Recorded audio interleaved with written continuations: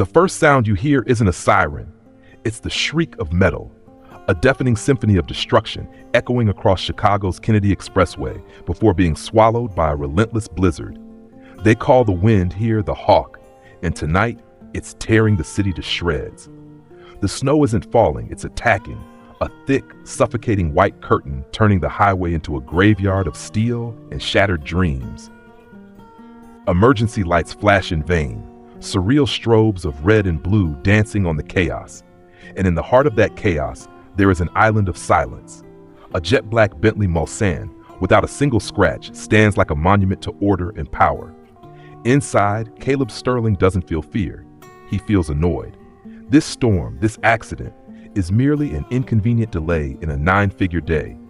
$1 billion merger is waiting for him on the other side of the city, and every second stuck here is an insult to the perfectly controlled world he has built. He taps his fingers on the leather-wrapped steering wheel, his gaze as cold as the ice outside the window. But then that gaze freezes. Not on an ambulance, not on the police. He sees a figure. Amid the wreckage and the screams, a woman in blue nurse's scrubs is kneeling on the snow-covered pavement. Her hair is matted with melting snow, her face smudged with grime, but her hands are perfectly steady. She is calmly, decisively splinting the leg of a moaning truck driver. She ignores the biting cold, dismisses the danger around her. Her face is a mask of intense focus, a single point of stability in the epicenter of the chaos. She is the only thing in this irrational scene that makes any sense. Caleb Sterling, a man who has never acted on impulse, whose every decision is calculated to the percentage point of profit, does something he cannot explain even to himself. The $500,000 car door opens with a low, solid thump. The frigid wind rushes in, but he doesn't flinch. He steps out, a tall figure, his perfectly tailored suit and armor against the world. He doesn't run. He strides, each step heavy and deliberate, straight through the blizzard toward her. She looks up, her tired but wary eyes meeting his. He doesn't ask if she's okay. He doesn't offer to help. He looks directly at her, and over the scream of the wind and sirens, he issues a command, his voice low and firm, allowing no room for argument. Get in my car, now. What happens when a man who controls everything confronts a woman willing to risk everything? What happens when absolute power collides with unconditional sacrifice? Stay with us, because this isn't a love story. This is a story of collision, and it's just beginning. Maya's eyes narrowed, exhaustion and disbelief warring in her gaze. The wind-driven snow stung her face, but the chill in the stranger's voice was worse. Excuse me? She shot back, her voice small but sharp, a defiant spark in the storm. Who do you think you are? The man was unfazed by her resistance. He didn't even look at her face. Instead, his cold gray eyes scanned down to her leg, where the fabric of her scrubs was torn, revealing a bleeding gash, now turning a dark purple from the cold. I'm the only one here who isn't bleeding or panicking, he stated, his voice flat, each word an undeniable fact. The ambulances are overwhelmed, you're bleeding, and I can see the first signs of hypothermia setting in. The choice is yours. Stay here and become another victim, or accept the only help available. Just as he finished, a wave of dizziness hit her, and Maya felt her knees buckle. The pain from the cut she'd ignored in the adrenaline rush now throbbed with a vengeance. She realized he was right. Her pride couldn't keep her warm or bandage her wound. Clenching her jaw, she swallowed her refusal and gave a single reluctant nod. Caleb Sterling didn't say another word. He simply took a step back, holding the door open. Maya pulled herself to her feet, every movement an effort. She limped toward the car, leaving the chaotic world of sirens and crumpled metal behind. The moment the heavy door shut with a deep, muffled thump, all the chaotic sounds from outside seemed to be erased. They were enveloped in a near suffocating silence. Inside, the warmth was shocking. The heat from the vents began to spread over her frozen skin, a feeling both welcome and foreign. The scent of rich leather and a subtle, sophisticated cologne filled the space. Maya sat ramrod straight in the seat, hands clenched, feeling utterly out of place. She glanced at the man beside her. He drove with an unnerving calm, his hands expertly maneuvering the massive machine through side streets only he seemed to know. His profile was like something carved from marble, sharp and emotionless in the dim glow of the streetlights. They said nothing. The silence stretched on, broken only by the quiet hum of the engine and the soft crunch of the tires on fresh snow. Maya tried to organize her chaotic thoughts. Who was this man? Why had he helped her? Every answer seemed to lead to more questions. He didn't feel like a good Samaritan. He felt like a king making a temporary visit to a world that didn't belong to him. The car didn't pull into a normal garage. It entered a private tunnel, and a massive elevator, large enough to hold the vehicle, lifted them upward. The elevator doors opened not into a lobby, but directly into a breathtakingly large living space. Maya was stunned. Before her were floor-to-ceiling glass walls, revealing a spectacular panorama of Chicago being ravaged by the storm. The skyscrapers were glittering ghosts in the night, the city lights blurred like pearls under a white veil. The apartment was minimalist, luxurious but cold, so perfectly clean it was almost sterile. It was a perfect reflection of its owner. "Sit," Caleb commanded, his voice still devoid of emotion as he shrugged off his expensive overcoat and draped it over a chair. He saw she was still trembling slightly. "You need something warm." He strode toward the kitchen, a modern monolith of stainless steel and black marble. Maya watched, and for the first time that night, she saw something unexpected. Caleb Sterling, the man who radiated absolute control, who had just navigated his car out of a disaster with ease, was completely out of his element. He was trying to make tea. He opened one cabinet. It was filled only with whiskey tumblers. He opened another. He scowled at a touchscreen coffee and tea maker that looked like the control panel of a spaceship. He tapped the screen and nothing happened. He tried again, and a jet of hot water shot out, nearly scalding him. He stepped back with an irritated grunt. Finally, giving up, he grabbed a mug, dropped a tea bag in it, filled it with water from a filter tap, and put it in the microwave. An act so mundane it was absurd in this setting. In that moment, watching this powerful man be defeated by a simple task, an almost imperceptible smile touched Maya's lips. His perfect armor had a crack in it, and through that tiny crack, she no longer saw just a cold billionaire. She saw a person. Caleb handed her the mug, their fingers almost touching. He pulled back instantly, as if from an invisible electric spark. The momentary clumsiness was gone, the cool distance reestablished. Maya cradled the mug, its warmth seeping into her numb fingers. She took a sip. It was just cheap, bagged tea, but in that moment it was the most luxurious thing she'd ever had. "Maya," she said softly, breaking the silence. "My name is Maya Rose." He gave a slight nod, his gaze unreadable. "Caleb." He offered only his first name. Another wall went up. As the storm raged on outside the glass walls, a strange quiet settled in the apartment. Maya sat on the enormous leather sofa, feeling small and out of place. She took in her surroundings. Everything was perfect, tidy, and impersonal. There wasn't a single family photo, not one book out of place, not a single sign of a life actually lived. It was more like a showroom than a home. Only one thing caught her eye. On a distant ebony bookshelf, there was a single solitary picture frame. It was too far away to see clearly, but its very existence in this sterile space felt like a closely guarded secret.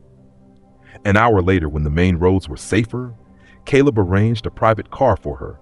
He didn't ask for her address, just gave the driver a prepaid phone and told her to give directions. Before she stepped into the elevator, he handed her a black metal card. "My number," he said, "in case anything happens." Maya hesitated.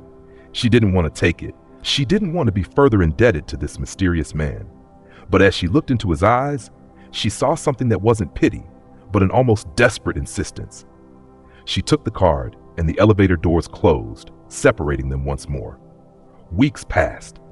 Maya's life returned to its familiar rhythm, 14-hour shifts, rushed meals, and a bone-deep weariness.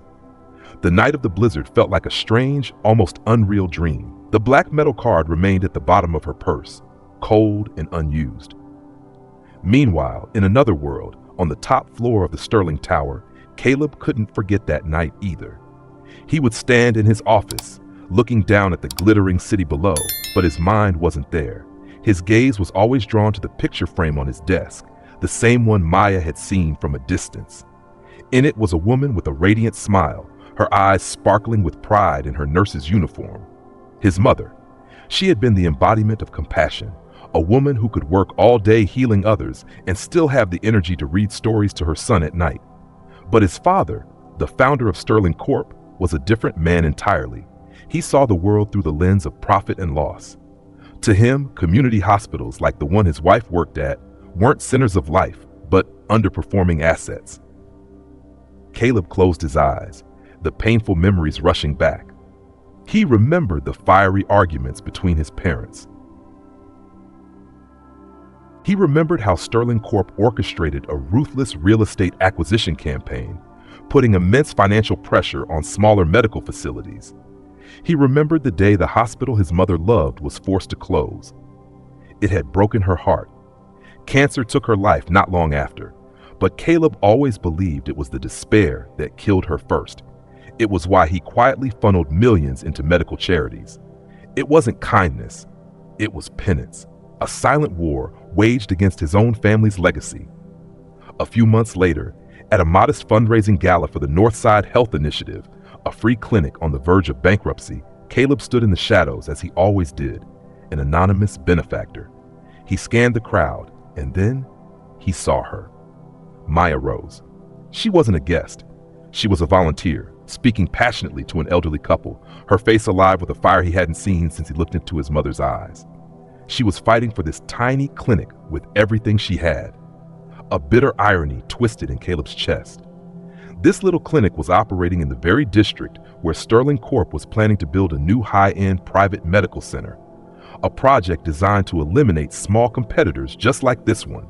He had saved her from one storm, but now he realized she was standing in the middle of another, one his own family had created. And in that moment, he no longer saw the vulnerable girl on the highway. He saw a warrior. He saw his mother's ghost, and he knew he couldn't just watch from a distance anymore. Caleb handed her the mug, their fingers almost touching. He pulled back instantly, as if from an invisible electric spark. The momentary clumsiness was gone, the cool distance reestablished. Maya cradled the mug, its warmth seeping into her numb fingers. She took a sip. It was just cheap, bagged tea. But in that moment, it was the most luxurious thing she'd ever had. "Maya," she said softly, breaking the silence. "My name is Maya Rose." He gave a slight nod, his gaze unreadable. "Caleb." He offered only his first name. Another wall went up. As the storm raged on outside the glass walls, a strange quiet settled in the apartment. Maya sat on the enormous leather sofa, feeling small and out of place.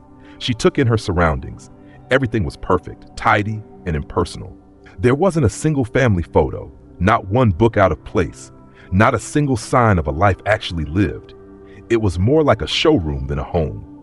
Only one thing caught her eye. On a distant ebony bookshelf, there was a single solitary picture frame. It was too far away to see clearly, but its very existence in this sterile space felt like a closely guarded secret. An hour later, when the main roads were safer, Caleb arranged a private car for her. He didn't ask for her address, just gave the driver a prepaid phone and told her to give directions. Before she stepped into the elevator, he handed her a black metal card. "My number," he said, "in case anything happens." Maya hesitated. She didn't want to take it. She didn't want to be further indebted to this mysterious man.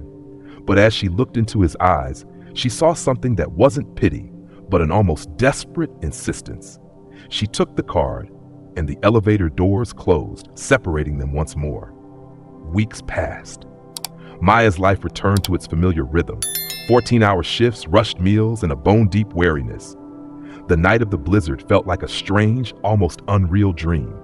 The black metal card remained at the bottom of her purse, cold and unused. Meanwhile, in another world, on the top floor of the Sterling Tower, Caleb couldn't forget that night either. He would stand in his office, looking down at the glittering city below, but his mind wasn't there. His gaze was always drawn to the picture frame on his desk, the same one Maya had seen from a distance. In it was a woman with a radiant smile, her eyes sparkling with pride in her nurse's uniform. His mother. She had been the embodiment of compassion, a woman who could work all day healing others and still have the energy to read stories to her son at night. But his father, the founder of Sterling Corp., was a different man entirely. He saw the world through the lens of profit and loss. To him, community hospitals, like the one his wife worked at, weren't centers of life, but underperforming assets. Caleb closed his eyes, the painful memories rushing back. He remembered the fiery arguments between his parents. He remembered how Sterling Corp orchestrated a ruthless real estate acquisition campaign, putting immense financial pressure on smaller medical facilities. He remembered the day the hospital his mother loved was forced to close. It had broken her heart. Cancer took her life not long after, but Caleb always believed it was the despair that killed her first. It was why he quietly funneled millions into medical charities. It wasn't kindness, it was penance, a silent war waged against his own family's legacy. A few months later, at a modest fundraising gala for the Northside Health Initiative, a free clinic on the verge of bankruptcy, Caleb stood in the shadows as he always did, an anonymous benefactor. He scanned the crowd and then he saw her. Maya rose. She wasn't a guest. She was a volunteer speaking passionately to an elderly couple, her face alive with a fire he hadn't seen since he'd looked into his mother's eyes. She was fighting for this tiny clinic with everything she had. A bitter irony twisted in Caleb's chest. This little clinic was operating in the very district where Sterling Corp was planning to build a new high-end private medical center, a project designed to eliminate small competitors just like this one. He had saved her from one storm, but now he realized she was standing in the middle of another, one his own family had created. And in that moment, he no longer saw the vulnerable girl on the highway. He saw a warrior. He saw his mother's ghost. And he knew he couldn't just watch from a distance anymore. The joy at the Northside Health Clinic was palpable. With the lease magically secured, spirits were lifted. Maya and her colleagues worked with a renewed energy, referring to their mysterious benefactor as Northside's guardian angel. Maya often found herself smiling at the thought, never knowing that the angel was sometimes parked across the street in a black Bentley, just to make sure she got inside safely. Their nameless relationship continued to evolve in unexpected ways. One evening, it was Maya who brought 2 paper cups of coffee to Caleb's car. He was genuinely surprised. They sat, talking about their days. She told him about a young patient who had drawn her a picture, and he listened, truly listened, with an intensity he usually reserved for financial reports. She teased him about his tea-making skills, and for the first time she saw him laugh. It wasn't a big laugh, just a low, gravelly sound, but it made the whole car seem warmer. "The clinic is really saved," she said, her voice full of gratitude. "Thanks to our guardian angel." Caleb said nothing, just stared out into the Chicago night. He felt a deep sense of satisfaction, but it was coupled with a pang of guilt for deceiving her. He wanted to tell her, but how could he explain that he was trying to save her from a ghost that shared his own last name? That night, as he drove home, the radio announced an unprecedented blizzard heading straight for the city. A cold sense of dread crept into his mind, a feeling far more chilling than the approaching storm. And then the storm hit. It wasn't just snow. It was a white monster laying siege to the city in a brutal lockdown. Everything stopped. But hospitals never stop. Maya was in the middle of her shift when the lights began to flicker. The backup generators groaned to life, but even they were struggling against the storm's fury. And then the worst happened. With a pop and a final, dying whine, the entire hospital plunged into darkness and silence. The silence lasted only a second before it was shattered by the cries of children and panicked calls. In the pediatric wing, a shrill alarm beeped from a ventilator, then died. A 6-year-old boy was struggling to breathe. In the midst of the chaos, Maya remained calm. "Get me an ambu bag," she commanded, her voice cutting sharp and clear through the darkness. Another nurse handed her the manual resuscitator. Without a moment's hesitation, Maya went to work. Her hands moved in a steady, practiced rhythm, pumping air into the boy's lungs. "It's okay," she told the child's terrified parents, her voice a beacon of reassurance. "I'm with your son. I'm not going anywhere." An hour passed, then 2. Her arm burned with fatigue, her back ached, but she didn't stop. Each squeeze of the bag was a promise, a fight against the darkness. In his penthouse, Caleb was pacing like a caged animal. He had called Maya dozens of times, but there was no signal. A quick call to the hospital director, whom he knew through his charity work, delivered the devastating news. The hospital had lost power, and Maya was at the heart of the crisis. His usual composure shattered. He grabbed his keys and raced out, defying the official warnings to stay off the roads.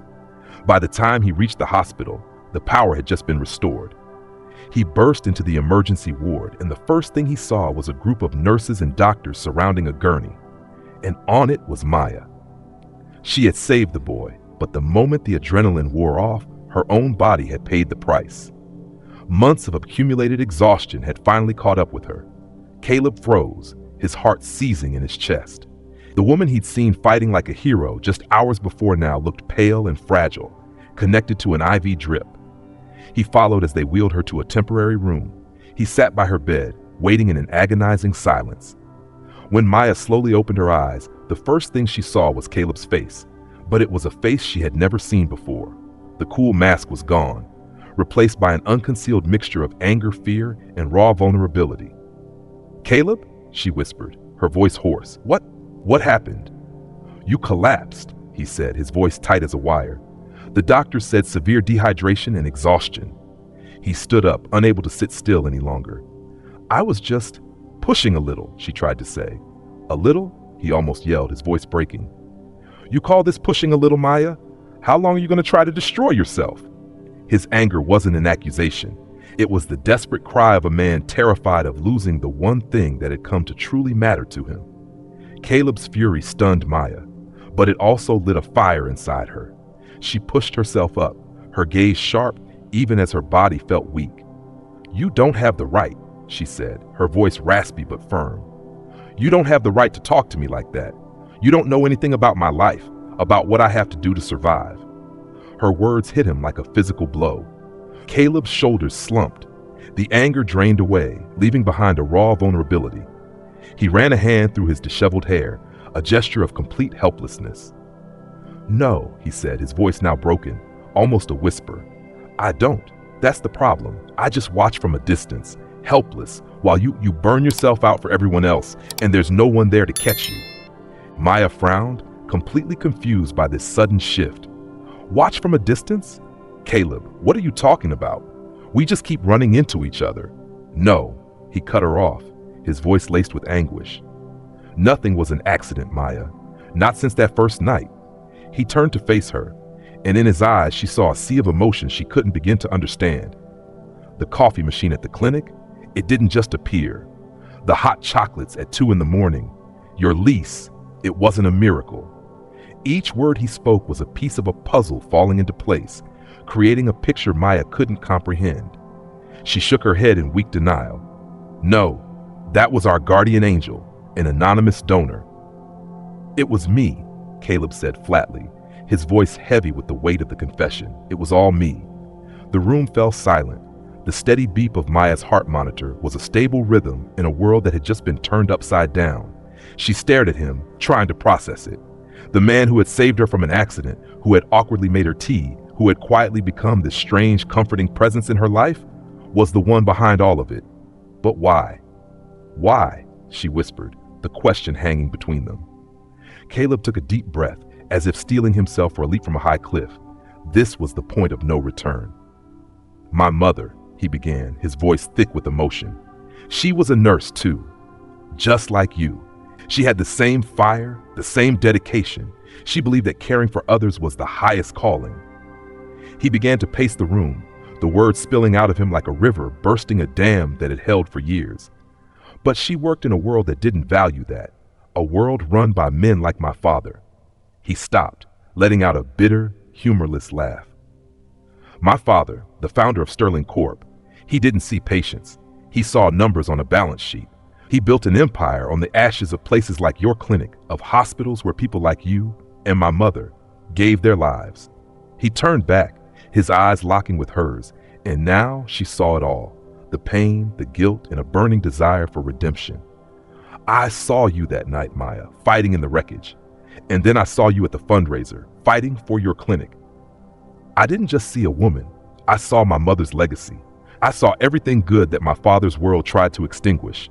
And I swore," his voice broke, "I swore I wouldn't let his legacy destroy you too. The truth landed with the force of a physical blow. It was too big, too heavy. The gratitude she felt was now mixed with a sense of horror. This man had saved her, protected her, but he did it not just for her. He did it for a ghost. Sterling, she whispered, the name now taking on a whole new meaning. You're Caleb. Sterling? He nodded, his silence a confession. And in that moment, another painful realization struck her. All this kindness, this attention, it wasn't really for her. It was for his mother. She was just an opportunity, a vehicle for him to find his own forgiveness, to win a war against his family's sins. She wasn't a person to be loved. She was a penance to be paid. And that weight felt colder than any blizzard. The silence in the hospital room grew heavy, thick. The steady beep of the heart monitor, once a sound of life, now sounded like a clock ticking down to an inevitable end. Maya looked at Caleb, but the confusion was gone from her eyes. It was replaced by a profound sadness, an understanding that was more painful than anger. Caleb saw the shift and his heart sank. He knew she understood, and perhaps in the worst way possible. Maya, he took a clumsy, urgent step forward. Listen, at first, maybe it was. When I saw you in the storm, I saw her. I did, but it changed. For a long time now, it hasn't been about her. It's been about you. Your resilience, your tired smile, the way you fight for people who can't fight for themselves. His words, though sincere, couldn't calm the storm inside her. They only made things more complicated. The gratitude was still there, burning and real. He had saved her life. He had saved her clinic. But now that gratitude was wrapped in a heavy, seedy, uncomfortable feeling. Every kind act, from the coffee machine to the lease, now carried a different weight. They weren't unconditional gifts. They were bricks he used to build a bridge of atonement for his own past. And the name Sterling echoed in her head. It wasn't just a last name. It was a symbol. In Chicago, Sterling Corp was synonymous with power, corporate ruthlessness, a force that often created the very patients she and her colleagues struggled to heal. How could she let the heir to an empire fix her life, when the empire's philosophy was the very thing she'd always silently fought against? Accepting this help felt like a betrayal of herself, of the patient she cared for so deeply. A nurse came in to check her vitals, her presence a welcome interruption, giving Maya a few seconds to breathe and gather her strength. "You're stable, Miss Rose," the nurse said with a smile. "Doctor says you can be discharged within the hour if you feel up to it." When the nurse left, the silence returned, but now a decision had formed in Maya's mind. She looked directly at Caleb, her eyes clear and unwavering. "Thank you, Caleb," she began, her voice steady, "for everything. You saved my life that night, and you gave my clinic a chance. I will never forget that." The sincerity in her thanks made what she was about to say even more painful. "But," she continued, taking a deep breath, "I can't be the medicine for your family's guilt. I can't be a chapter in your story of redemption. Your kindness, as real as it may be, is built on a foundation I can't stand on." She gently pulled the monitoring electrodes from her skin. "I've spent my whole life standing on my own 2 feet. I need to keep doing that. Not propped up by a Sterling. I need to be me, however hard that is." She stood, pulling the flimsy hospital gown around her, and walked toward the door. Each step was an assertion of her independence, but also a cut against the fragile bond between them. Caleb just stood there, motionless. His entire life, he had solved problems with money, with logic, with power. He could buy companies, move markets, command thousands of people. But faced with this quiet, principled departure, he was utterly helpless. His mouth opened, wanting to say something, to yell, to beg, to order her to stay. But no words came out. The only sound he heard was the soft click of the hospital room door closing. It echoed in the empty room, a small sound with the force of an explosion. In that moment, Caleb Sterling, the man who had everything, felt like he had nothing at all. He was completely alone, left behind with the very ghosts he had been trying to outrun. The door clicked shut, but Caleb didn't move. He didn't follow. He didn't call her name. He just stood there in the sterile silence of the hospital room, and for the first time in his adult life felt completely disarmed. His money couldn't make her stay. His power couldn't command her heart. His logic couldn't explain the complexity in her eyes. He had lost. The next few days passed in a blur. Caleb returned to his penthouse, but it was no longer a fortress of success. It had become a tomb of silence. He walked through the vast, empty rooms, every high-end object seeming to mock his own inner poverty. He looked out the window at the glittering artificial galaxy of Chicago, but all he saw was a void. He canceled meetings. He ignored hundreds of calls. The billion-dollar deals that had been his lifeblood were now just meaningless noise. He didn't eat. He didn't sleep. He just sat in the dark, staring at the photograph of his mother, and next to it, a picture he'd secretly taken of Maya on his phone, laughing on a rare afternoon in the park. Two women, two generations, both wounded by his world. Maya was right. He was just a ghost trying to heal another ghost. His paralysis was finally broken by an unavoidable confrontation. After days of unexplained absence, he was forced into an emergency board meeting. He walked into the boardroom not as the sharp, impeccably suited Caleb Sterling, but as a man with hollow eyes and a weary posture. Donovan had been waiting for this moment. With an undisguised smirk, he laid out his findings on the large screen. Charts, transactions, hidden bank accounts. He exposed Caleb's secret acquisition of the Northside Clinic's building, the anonymous grants, and framed it all as corporate sabotage and unacceptable mental instability in a CEO. "Explain it, Caleb," Donovan concluded, his voice dripping with triumph. "Explain to us why you would use Sterling Corp's own resources to work against our interests. Have you lost your mind?" The room was silent, all eyes on Caleb, waiting for a fight, a denial, a collapse. But Caleb did none of those things. He just listened quietly. When Donovan was finished, he looked around the table at the faces of the men who had built this empire with his father. Then, in a voice that was terrifyingly calm and clear, he said something that stunned them all. "He's right." The silence turned to shock. Donovan was speechless. Caleb stood up. "Donovan is right," he repeated. "I did all of those things, but he's wrong about the reason." He looked directly at Donovan, and this time there was no fatigue in his eyes, only a chilling clarity. "I wasn't sabotaging this company. I was trying to save its soul." And then he confessed everything. He spoke of his mother. He spoke of the human cost of unchecked growth. He spoke of the real legacy of the Sterling name. Not just skyscrapers, but the communities left in their shadow. "As of today," he declared, "Sterling Corp is going to change. I am resigning as CEO. My entire personal stake in this company will be transferred into a new trust, the Helen Sterling Foundation for Community Health. Our mission will no longer be just profit. Our mission will be to rebuild what we have broken." He walked out of the boardroom, leaving chaos and a revolution in his wake. He had given up his throne, but for the first time in years, he felt free. His purpose was no longer a quiet penance. It was now a public mission. And in that new mission, there was one task that mattered most: finding Maya again. He knew she wouldn't want to be found. She had chosen her own path. So he didn't look for her the way a billionaire would. He didn't hire private investigators. Instead, he began his own journey. He used the resources of the Helen Sterling Foundation to draw a new map, not of financial markets, but of need.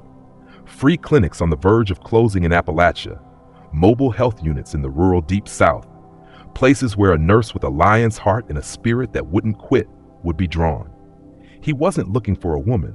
He was following an ideal. He believed that if he could truly become the man his mother wanted him to be, the man Maya deserved, then one day their paths would cross again. Not by fate, but by a shared choice, the choice to heal. A year passed, a year of change, of healing, and of new beginnings. 1,000 miles from Chicago, tucked into the green but struggling hills of Appalachia in West Virginia, was a small clinic. The building was old, the paint peeling, but inside was a fiercely beating heart. There, Maya Rose had found her new home. She wasn't just a nurse. She was the director, the fundraiser, the therapist, and sometimes the plumber. She had rebuilt her life from the ground up, proving to herself that she needed no one's protection. She was standing on her own, in a community that needed her most. Sometimes, on the evening news, she would hear about the Helen Sterling Foundation and its work. A complicated feeling would rise in her, a quiet pride for the man who had chosen a different path. But she believed their worlds were now entirely separate. Meanwhile, Caleb Sterling was no longer the man in the penthouse. He had spent the year traveling the country. He had traded tailored suits for jeans and worn-out boots. He ate in roadside diners and slept in budget motels. He sat in free clinics, not as a donor, but as a listener. He listened to the stories of burnt-out nurses, uninsured patients, and people left behind by the system. He learned more about healthcare and humanity in those conversations than in 15 years in a boardroom. He was no longer running from his father's legacy. He was facing it and rewriting it, one day at a time. One afternoon, at the new foundation headquarters in Chicago, a special report was placed on his desk. It detailed a small clinic in West Virginia that was working miracles on a shoestring budget. Their success rate in treating chronic community illnesses was astonishingly high. It was a perfect candidate for a major grant. At the bottom of the report, under clinic director, was a name, Maya Rose. A jolt went through Caleb. It wasn't surprise. It was the feeling of the universe clicking the last piece of a puzzle into place. He knew he had to go, but he wouldn't go as a former billionaire or a powerful philanthropist. He would go as the man he was now. A few days later, a simple SUV rolled up the dirt road to the clinic. Caleb stepped out. He looked at the humble building, heard the sound of laughter coming from inside. Through the window, he saw her. Maya was laughing with an elderly patient, her smile radiant and real. She looked tired, but there was a peace in her eyes he had never seen before. He took a deep breath and walked inside. A small bell on the door chimed softly. Maya turned from her desk, and then she froze. Their eyes met, and for a moment, the world seemed to stop. She was the first to break the silence, her voice professional but unable to hide her surprise. "Mr. Sterling, we weren't expecting a visit from the head of the foundation himself." Caleb smiled, a genuine, slightly shy smile. "Please, call me Caleb," he said, "and I had to see the work you're doing here for myself." He looked around the clinic, at the walls that needed a new coat of paint, at the older medical equipment. He didn't see them with the eyes of an investor assessing an asset. He saw them with respect. He turned back to her, and he didn't offer a promise or a check. He asked a simple question, the one that changed everything. "Maya, can I lend a hand?" The question hung in the air between them. It wasn't, "Let me help you," but "Let me help with you." It wasn't the offer of a savior, but of a partner. Maya looked deep into his eyes, and she no longer saw the ghost of a guilty dynasty or a man seeking redemption. She saw Caleb, just Caleb, a man who had given up everything to find himself, and in doing so had found her. The wall she had built around her heart slowly crumbled. She nodded, a slow, warm smile spreading across her face. "Around here," she said, "we can always use another pair of hands." The story didn't end with a wedding or a vow. It ended with Caleb and Maya standing side by side, looking over a set of blueprints to expand the clinic. They were no longer the billionaire and the nurse. They were two partners, two souls who had found their shared purpose, building something lasting, not from money, but from kindness and hope. Sometimes the greatest rescue isn't being saved from a storm, but finding someone willing to help you rebuild after the storm has passed.